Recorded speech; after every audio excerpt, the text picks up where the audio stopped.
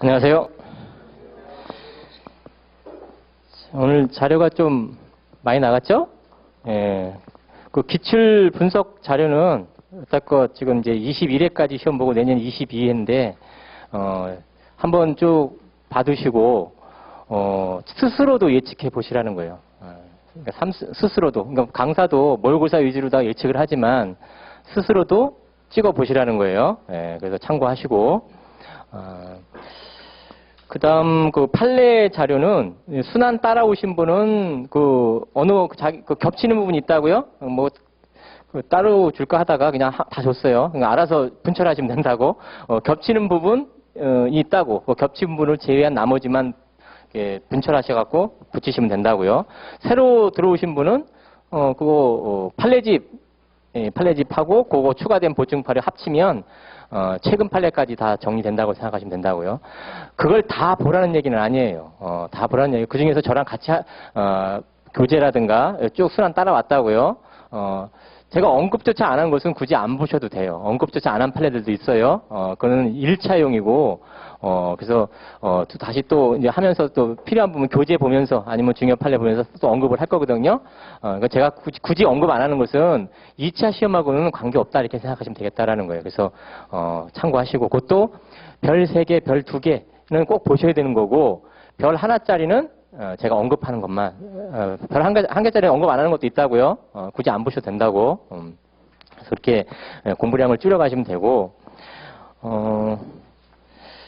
시험은 8시 40분부터 9시 40분까지 보고, 그 다음에 10분 쉬었다가 9시 50분부터 강평하면서 바로 할 거니까 그 전에 화장실을 다녀오시는 게 좋겠죠? 강평은 짧게 할 거예요.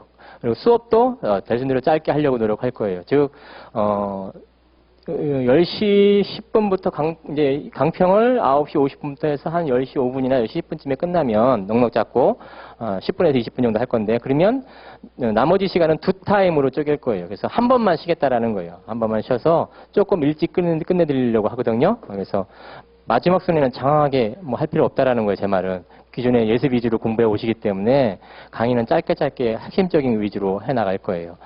그래서 그렇게 참고하시고.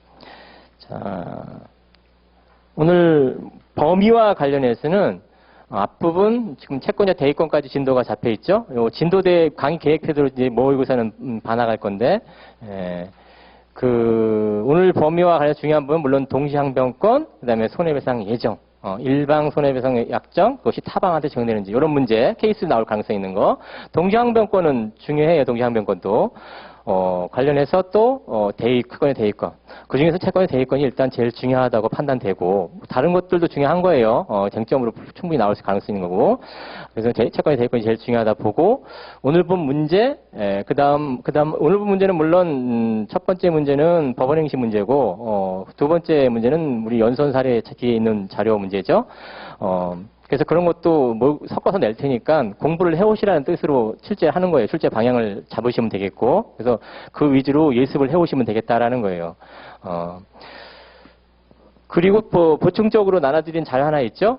그 자료도 채권의 대위와 관련해서 중요 판례로 여겨지고, 충분히 나올 가능성이 있기 때문에, 참고적으로 설명을 드리면서 같이 진도를 나가도록 할 거예요. 자, 먼저 오늘 본 문제부터, 먼저 말씀을 드리면, 자, 오늘 본 첫 번째 사례 1번 문제와 관련해서는 채권자 대위권에 관한 요건과 관련된 문제, 그 다음에 등기 추정력 관련된 문제도 들어가 있어요. 논점으로. 그다음에 무권 대리인의 추인에 관한 문제도 들어가 있어요. 또 채권자 대위권 관련해서 405조 특히 사례 1번의 설문 2죠.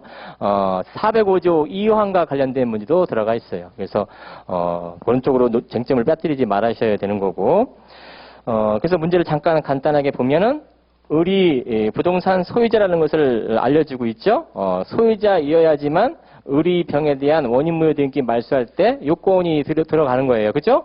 소유자인 사실이 인정이 돼야지만 의리병에 대한 원인무효 등기, 말소 등기가 가능하고, 원인무효라는 전제로 그것을 누가 갑이 대행사하는 이런 꼴이 나올 수 있다라는 거예요. 그래서 그것을 알려주기 위해서 의리 소유자라는 사실을 등기됐다는 사실을 알려주고 있어요. 그죠? 자, 의리 소유자로서 갑한테 일단 매매를 했다라는 거예요. 매매를 하고 갑은 물론 계약금 중도금 잔금과 관련해서 계약금 중도금 지급하고 잔금을 아직 지급 안 했는데 안 한 이유가 그 대상 부동산 X 토지 위에 제3자 앞으로 근저당권이 돼 있다라는 거죠. 그러니까 근저당권 말소하고 잔대금이 서로 동시에 관계있는데 그런 상태에서 갑이 의무를 이행 안 하고 있는데 그런 와중에 을의 그 부동산이 병 앞으로 등기됐다라는 거죠. 등기됐다. 등기를 했는데 문제를 잘 읽어보시면 을이 갑한테 팔고 을이 병한테 판 것이 아니에요. 을이 갑한테 팔았으면 제1매매. 그리고 그 와중에 아직 등기해지기 전에 채권의 청구권이죠. 계약금만 중도금 받은 상태에서 을이 다시 병한테 팔았으면 뭐죠? 이직매매 사안이죠. 이직매매 사안으로 접근시켜야 되기 때문에 병이 을의 배임행에 적극 가담했느냐 안 했느냐 이런 걸 따지지만 그것이 아니라는 거예요. 제 말은. 그러니까 이직매매로다가 적극 가담 이런 걸 쓰시면 안 된다는 거예요. 제 말은. 그죠? 을이 갑한테 파는 건 맞는데 을이 병한테 등기된 것이 을이 스스로 병한테 판 것이 아니고 을의 대리 아직 여기서는 이제 밝혀지진 않았지만 을의 대리인이라고 주장하는 자가 정인데 정의 대리 행위로 병이 취득했다고 주장하고 있다고요. 따라서 갑이 을에 대한 소유권인 청구권, 을이 병에 대한 이직매매 이 사안이라 아니라는 뜻인가 그런 쪽으로 접근하시면 안 된다는 거 실제 시험 문제에 나오신다면 그죠? 그래서 그럼 어떻게 접근하는 거예요? 갑의 을에 대한 청구권, 소유권인 청구권을 채권의 대위권으로 삼아서 피부정보를 삼아서 을이 병에 대한 원인무효 등기 대위 행사라는 거예요. 일종의 이직매매 법리이긴 하지만 이직매매 사안은 아니란 뜻인 거고 그래서 어떻게 권리 행사할 수 있는 거죠? 갑이 을에 대한 소유권인 청구권, 을이 병에 대한 원인무효 등기 말소 이게 가능하냐라는 거예요. 그래서 대위에 관한 문제가 나오면 눈이 말씀드렸죠. 대위 소송의 성질을 꼭 언급하고 가셔야 된다는 거예요. 해설지도 그런 식으로 먼저 접근하고 있어요. 자, 요 갑은 두 가지를 청구하고 있어. 을을 상대로는 소유권인 청구권. 특별하게 문제되지 않죠? 매매를 원인으로 소유권인 청구권. 갑이 을을 대위해서 병에 대해서 말승이 청구하려면 청구하려면은 대위성의 요건을 갖춰야 돼. 그러기 위해서 선언적으로 뭐? 성질을 논해 주셔야 된다고. 성질을 논해 주시고 갑의 병에 대한 대위성이 적합하냐라는 거예요. 그러려면 먼저 첫 번째 피부전 채권. 소유권인 청구권 문제 없죠? 그다음에 보전의 필요성. 금전 채권이라면 무자력인데 금전 채권 아니니까 무자력이 필요 있냐. 그런 걸 써주시는 거죠. 그 다음에 피대의 권리 존재. 물론 채무자의 권리 불응상. 채무자의 권리 불응상 특별하게 문제되지 않죠. 피대 여기서는 이제 첫 번째 쟁점 하나가 특정 채권일 때 무자력일 필요 있냐. 이런 걸 좀 더 추가적으로 좀 더 키워서 써주시는 거고. 두 번째로 피대의 권리가 있냐는 거예요. 대의에서 말소하려면 요 피대의가 있어야 된다. 있으려면 뭐라는 거예요? 을이 병에 대한 원인무효 등기, 을이 병에 대한 원인무효 등기 말소할 권리가 있냐? 그 요건 쓰시는 거죠. 213조와 관련해서. 자, 원인무효 등기로서 소유자로서.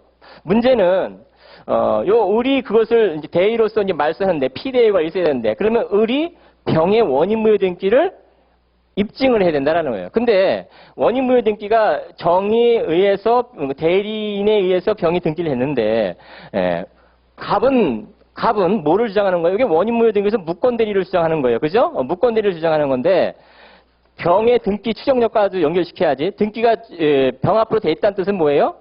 절대 권원. 이렇게 두 문자를 따갖고 답안지 언급하셨어야지. 절차의 적법 추정. 그다음에 대리권의 적법 추정. 그러니까 무권대리라고 주장을 하고 있지만 누가 입증해야 돼? 무권대리인 사실을. 병이 입증이 된다고. 근데 병 앞으로 등기돼 있으면 등기 추정력에 의해서 대리권도 추정되고 절차의 적법 추정, 대리권의 적법 추정, 권리의 적법 추정, 원인의 적법 추정 이런 말들을 쓰시는 거예요. 포괄적으로 이 사안에서 문제되는 건 대리권의 적법 추정으로서 유권대리로 인정된다라는 거예요. 문제는 무권대리인 사실은 누가 입증? 갑이 입증. 근데 그래서 갑이 입증해냈냐라는 거예요. 입증하지 못했다라는 거예요. 따라 못했기 때문에 대의로서 말씀기는 받아들여지기 어렵다라는 거예요. 그래서 그런 식으로다가 논점이 뭐가 들어가 있는 거예요? 채권자 대위성의 성질, 그에 따른 요건과 관련된 검토, 무자력 여부, 이게 특정 채권 보전하게 무자력 여부가 요구되는지, 그 다음에 중요한 쟁점 중에 하나 피대의 권리와 등기 추정력 문제. 그래서 등기 추정력 번복하기 위해서 누가 입증해야 되는지. 피대의 권리 을이 입증해야 되는 거예요. 그렇지만 갑이 대위 행사하는 건 최종적으로 누가 입증? 갑이 입증해야지. 그런 얘기를 쓰실 수 있으면 되겠고. 두 번째 설문 이 문제와 관련해서는 밝혀졌어요. 등기 추정력이 깨졌다고. 무권대리 서류 위주에서 정의 서류를 위주해서 을의 등기를 병 앞으로 했다는 것이 밝혀졌다고. 그러면 대의에서 말소시킬 수가 있다라는 거예요. 자, 대의에서 말소시키가 있는데 대의 행사 통지 후에 을이 뭐 어떤 행위를 하고 있어요? 무권 대리를 추인하고 있다고. 이 무권 대리 추인이 405조 2항과 관련해서 405조 그중에 특히 405조 2항 관련해서 문제되는 것은 아닌지 이런 것을 언급해서 쓰실 수 있으면 되겠다라는 거예요. 자, 그래서 요 어떤 것도 날짜도 중요하죠. 설문 1에 보면 한 끄트머리, 그러니까 설문 기초사실 끄트머리쯤에 보면 채권자 대의권 행사한 그것이 2012년 12월 24일 을과 병한테 송달됐다는 얘기가 나와요. 그럼 뭐예요? 405조 위안과 관련해서 통지와 관련된 얘기죠. 통지와 관련된 얘기. 그걸 기억하셔야지. 왜? 그 전에 무권들이 추인한 것이 아니고 그 후에 추인했다고. 그러니까 405조 위안과 관련돼서 충분히 검토가 된다는 얘기인 거예요, 제 말은. 그 날짜가 중요하다고. 2012년 12월 24일 이것이 채무자한테 송단 날짜라고. 따라서 채무자가 그때 대의 소송 사실을 알았다라는 거예요. 알았으니까 그 이후에 405조가 처분행위를 하면 안 된다는 거예요. 처분행위 뜻도 쓰실 수 있어야 되겠지.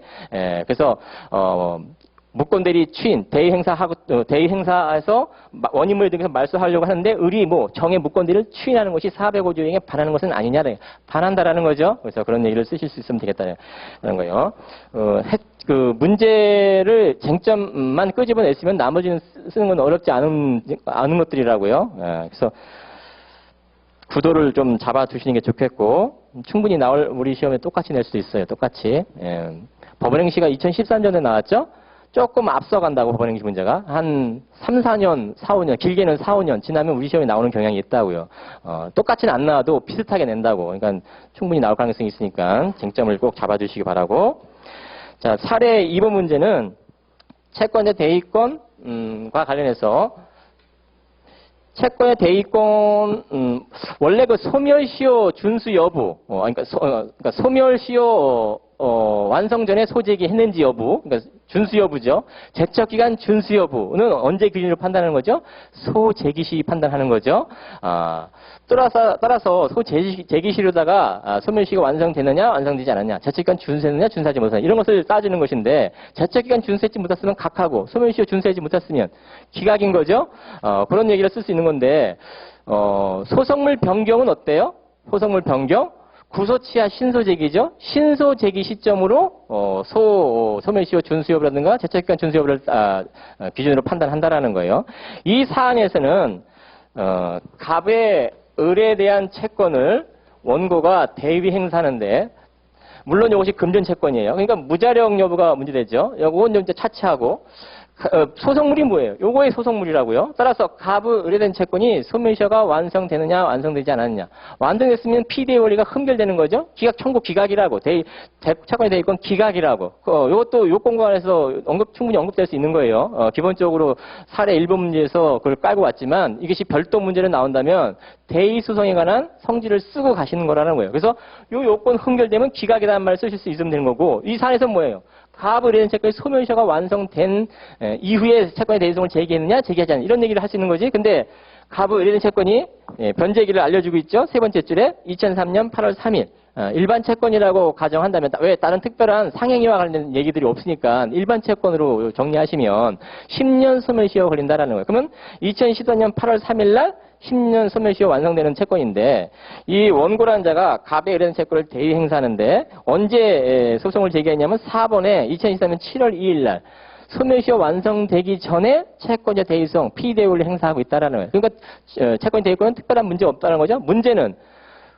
원고의 갑에 대한 채권도 금전 채권이어서 피원 채권 금전 채권을 지금 무자력의 요건이라는 말이에요. 근데 무자력을 왜 다른 특별한 사정 없는 한 밀적 의효적절, 부당한 간섭 이런 특별한 사정 없는 한 금전채권 요 갑의 무자력임을 요건으로 한다라는 거예요. 그러면 무자력을 입증하기 어려우니까 의자가 뭐 했다라는 거예요?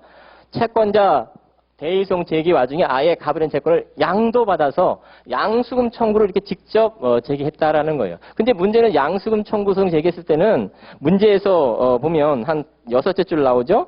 2013년 10월 7일 날 소제기를 했어요. 그러면 채권자 대의소송에서 양수금 청구로 변경했다는 얘기는 구소치하 신소재기인 셈인 거라고요. 근데 그것을 엄격하게 고집하면 이 소재기, 양수금 청구 소재기는 뭐예요?